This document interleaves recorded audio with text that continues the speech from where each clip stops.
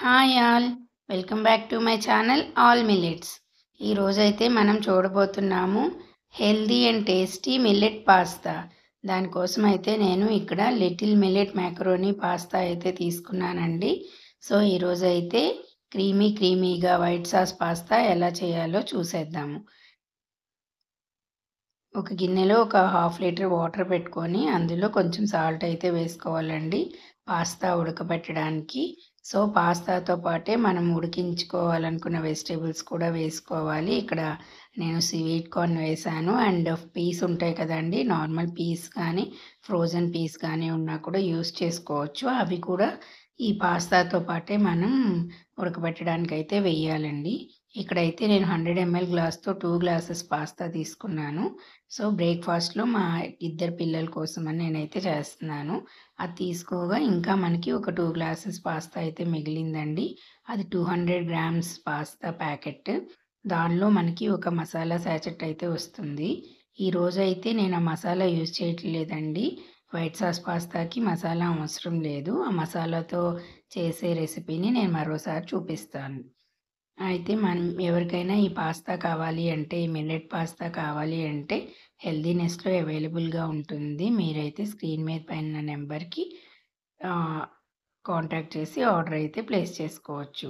అయితే ఇందులో మనం ఏ వెజిటబుల్స్ అయినా యూజ్ చేసుకోవచ్చండి మనకి అవైలబిలిటీని బట్టి. ఇక్కడైతే నేను ఆనియన్, క్యారెట్, క్యాప్సికమ్ యూజ్ చేస్తున్నాను. అండ్ ఒక చిన్న బౌల్‌లో ఒక స్పూన్ గోధుమ పిండి వేసి మిల్క్ లాగా కలుపుకొని అయితే ఉంచుకోవాలండి. జనరల్‌గా మైదా యూజ్ చేస్తారు. నేనైతే మైదా యూజ్ చేయట్లేదు. ఆ ప్లేస్‌లో గోధుమ పిండినైతే యూజ్ చేస్తున్నాను. అయితే కార్న్‌ఫ్లోర్ ఉన్నా కూడా యూజ్ చేసుకోవచ్చండి. ఒక స్పూన్ కార్న్‌ఫ్లోర్‌ని కొంచెం వాటర్ వేసి మిల్క్ లాగా కలుపుకొని పెట్టుకోండి. అండ్ పాస్తా ఉడకడానికి 10-12 మినిట్స్ అయితే టైం పడుతుందండి. చెక్ చేసుకొని ఉడికించుకోండి. తర్వాత వేరొక స్టవ్ మీద ఒక ప్యాన్ తీసుకొని అందులో ఆనియన్, క్యారెట్, క్యాప్సికమ్ వాటెవర్ మీరు ఏ వెజిటబుల్స్ వేయాలనుకున్నా ఒకేసారి వేసేసి మీడియం నుండి హై ఫ్లేమ్‌లో టాస్ చేయాలండి. చేసిన తర్వాత కొంచెం వెజిటబుల్స్ మెత్తబడిన తర్వాత మనం ఆల్రెడీ కలిపి పెట్టుకున్న ఈ గోధుమ పిండి మిల్క్ ఉంది కదండీ! అదైతే వేసేసుకొని బాగా కలుపుకోవాలి. కలిపిన తర్వాత ఒక 100 ml మిల్క్ అయితే ఇందులో వేసుకోవాలండి. సో 100 ml మిల్క్ వేసినప్పుడు ఈ క్వాంటిటీకి మనం పాస్తా వేసిన తర్వాత ఈ క్రీమీ లాంటి టెక్స్చర్ పాస్తాని కోట్ చేసిద్దండి. కోట్ చేసి కొంచెం హార్డ్ అయితే అవుతది. పాస్తా కంప్లీట్‌గా అయిన తర్వాత కూడా ఇంకా క్రీమీగానే ఉండాలి అంటే లూజ్‌గానే కన్సిస్టెన్సీ ఉండాలి అంటే ఇంకొక గ్లాస్ మిల్క్ అయితే ఈ ఈ ప్లే ఇప్పుడే వేసేసుకోండి. దీనిలో 1 స్పూన్ ఒరిగామి అదే సీజనింగ్‌కి హెర్బ్స్ యూజ్ చేస్తాం కదండీ పాస్తాలో. అవి వేసుకున్నాను. అండ్ ఒక half spoon garlic powder. Garlic powder లేని వాళ్ళు గార్లిక్‌ని చిన్న చిన్న పీసెస్ అదే వెల్లుల్లిపాయ అండి. చిన్న చిన్న పీసెస్‌గా కట్ చేసి ఈ టైంలో వేసుకొని ఇక బాగా కలపండి. ఆ గార్లిక్ ఫ్లేవర్ పాస్తాకి చాలా బావుంటుందండి. ఒక యూనిక్ మనకి వైట్ సాస్ పాస్తాకి వచ్చే యూనిక్ ఫ్లేవర్ ఆ గార్లిక్ పౌడర్ వల్లే వస్తుందండి. సో, ఈ మిక్స్చర్‌ని బాగా కలుపుకున్న తర్వాత, మనం పక్కన ఉడకపెట్టుకుంటున్నాం కదండీ! పాస్తాని. అవి ఉడికినాయేమో ఒకసారి చెక్ చేసుకొని, స్ట్రెయినర్‌లోకైతే తీసేసుకోండి. తీసేసుకొని కోల్డ్ వాటర్‌తో ఒకసారి వాష్ చేయండి. అప్పుడు పాస్తా ఒకదానికొకటి అతుక్కోకుండా పొడి పొడిగా ఉంటాయి. సో, ఈ మిక్స్చర్ అయితే బాగా ఉడికింది కదండీ! ఈ ఉడికిన దానిలోకి మనం ఆల్రెడీ ఆహ్ బాయిల్ చేసి డ్రైన్ చేసుకున్న పాస్తాని వేసి బాగా కలుపుకోవాలి.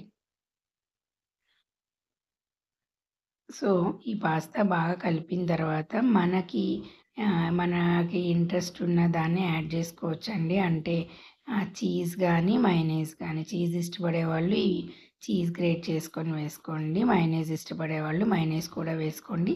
2 అయితే టేస్ట్ బావుంటాయండి. మయోనైస్ వేస్తే లూజ్‌గా ఉంటుందండి పాస్తా. చీజ్ వేస్తే చీజ్ చల్లారేప్పటికి హార్డ్ అవుతుంది కదా! సో, పాస్తా కూడా దగ్గరకొచ్చి హార్డ్ అవుతుందండి. అంటే మనం ఫోర్క్‌తో ఇండివిడ్యువల్ పాస్తాని కూడా తీసుకొని తినేట్టు ఉంటుంది చీజ్ వేసినప్పుడు. అదే మనం మయోనైస్ వేసామనుకోండి క్రీమీగా ఇంకా లూజ్‌గా ఉండటం వల్ల మనం స్పూన్‌తో తినేట్టు కన్సిస్టెన్సీ అయితే ఉంటుంది. అర్థమైందనే అనుకుంటున్నాను. సో, క్రీమీగా కావాలి అంటే మైనీస్ వేసుకోండి. అండ్ మైనీస్ ఇష్టం లేకపోతే చీజ్ వేసుకోండి. అది ఆప్షనల్ మీ ఇష్టం. సో, ఇంకా పాస్తా అయితే రెడీ అయిపోయిందండి. ఇద్దరికీ సర్వ్ చేస్తున్నాను. మా పెద్ద బాబు చీజ్ బాగా తింటాడండి. అందుకే ఎక్స్‌ట్రా చీజ్ కోసం ఇంకా చీజ్ అయితే గ్రేట్ చేసుకుంటున్నాడు. సో, మీరు నా వీడియోని ఫస్ట్ టైమ్ చూస్తున్నట్లయితే నా ఛానల్‌ని సబ్స్క్రైబ్ చేసుకోండి. లైక్ చేసి మీ ఫ్రెండ్స్ అండ్ ఫ్యామిలీ మెంబర్స్‌కి షేర్ చేయండి. సో, ఇలాంటి మిల్లెట్ రెసిపీస్ కోసం మీరైతే నా ఛానల్‌ని ఫాలో అయిపోండి. Thanks for watching my video. ఇంకా ఈ రోజుకి బాయ్. నెక్స్ట్ వ్లాగ్‌లో కలుద్దాం.